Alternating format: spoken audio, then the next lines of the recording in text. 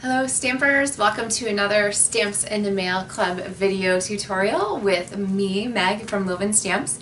I am going to show you another Blendabilities card today. This one uses the Today and Everyday stamp set. The little Troika dolls are really cute and they have some great color here lines, as I kind of like to call them with Blendabilities. So let me give you some lessons and let's get started.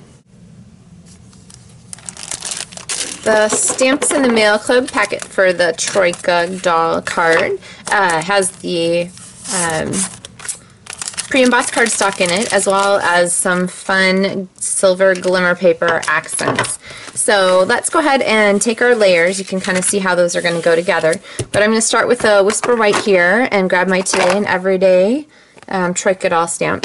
And for your information, Stamps in the Mail Club will come with the clear mount stamp set. If you want wood mount, you can definitely upgrade to that. Just let me know and I can send you a custom invoice.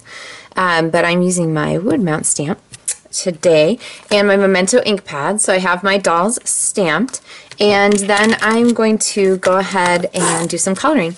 And since I have recently posted a YouTube video series on Blendabilities that has some pretty specific coloring tips, I'm going to kind of blur through this kind of on the quick side, but Blendabilities have two tips. They have a brush tip and a writing tip, and the reason they are tricky to open is because they are alcohol based and we don't want them to dry out. So they are nice and well sealed inside there. And I'll show you kind of here on this largest doll.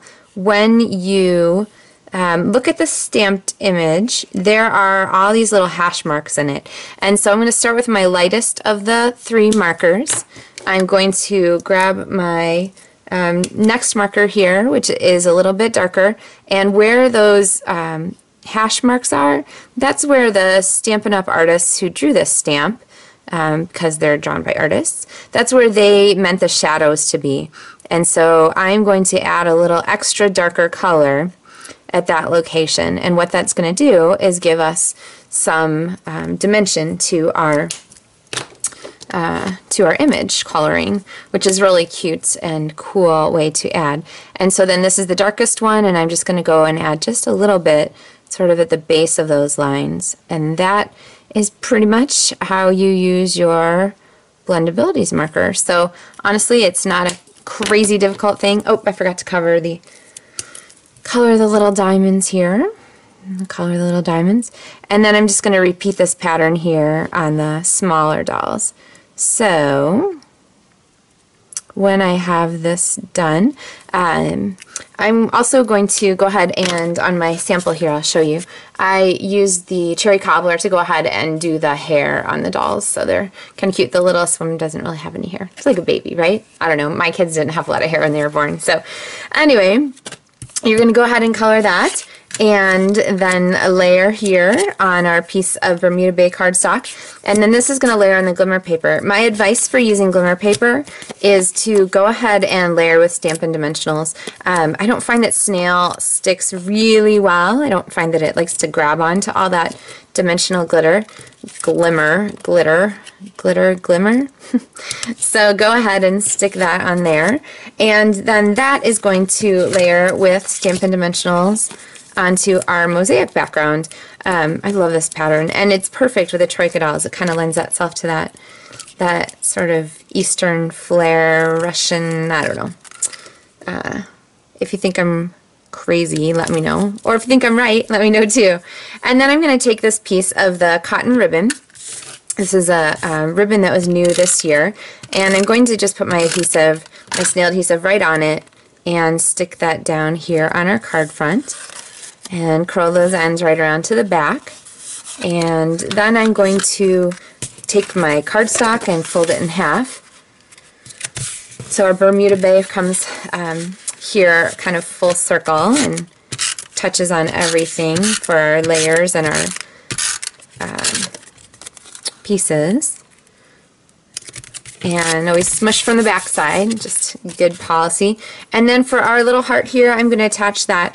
And remember, when you're using your Stampin' Dimensionals, these edge pieces are super useful. They're, just because they're on the edge doesn't mean they're not part of like the the product. So don't toss out your sheets with those edge pieces still on there. I use those all the time. Alright, trimmed a little bit of that. Go ahead and take my backing paper off, stick that down, and then you will notice there is a fun banner here on the finished card. So let me show you how we did that. I'm going to take my stamp again and ink it here so that my many thanks ends up on here. Oh, you know what?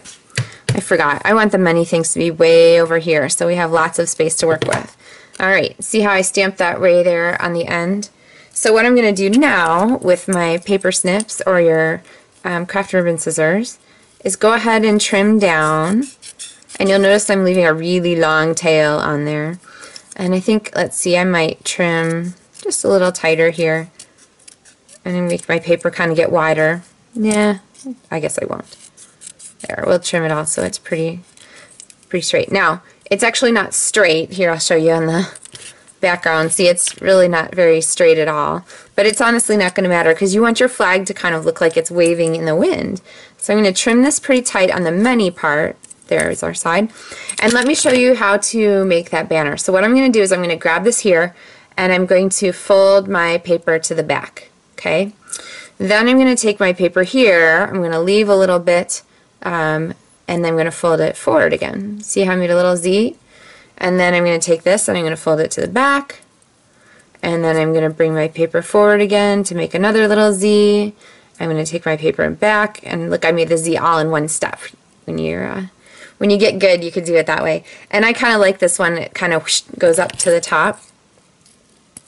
So I'm just going to trim a little banner end, and like I said, those Stampin' dimensional edgings are super effective to grab for things. So I will put that on the back here, take this and have it stick down right over where the many thanks was on the original stamp, and then when I put that on my card I have this.